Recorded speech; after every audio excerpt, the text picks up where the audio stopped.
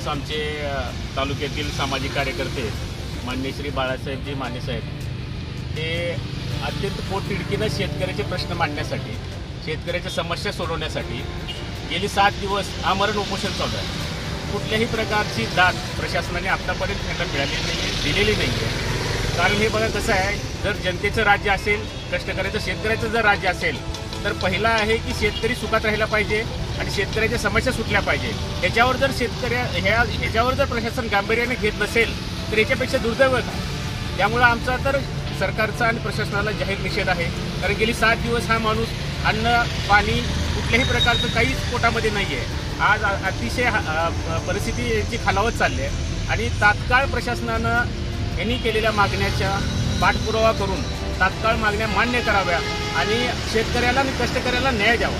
गेली 10 वर्ष 7-8 वर्ष झालं आपलं हायवेचं काम चालू आहे. अतिशय निकृष्ट दर्जाचं काम आहे.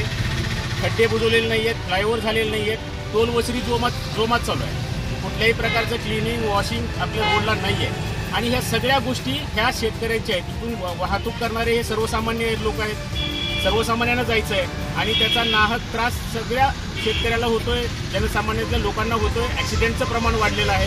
तरी कृपया करून माझी सरकारला आणि प्रशासनाला विनंती आहे, टोल नाक्याचं जी खड्डे बुजवायचं काम असेल किंवा फ्लायओव्हरचं काम असेल, हेही काम तात्काळ पूर्ण करावं आणि त्याचा दिलासा हा सर्वसामान्यांना द्यावा. आज आमच्या बाळासाहेब माने साहेबांनी जी मागणी केलेली आहे त्या अतिशय रास्त आहे. 8,500 रुपये हा सोयाबीनला भाव, हा हमीभाव झाला पाहिजे. त्याचं कारण असं आहे, ही मागणी मागण्याचा सुद्धा एक अधिकार आम्हाला कशामुळे आहे की मागच्या 5-6 महिन्याभरापूर्वी सोयाबीनला 10,000च्या प्लस भाव गेला होता.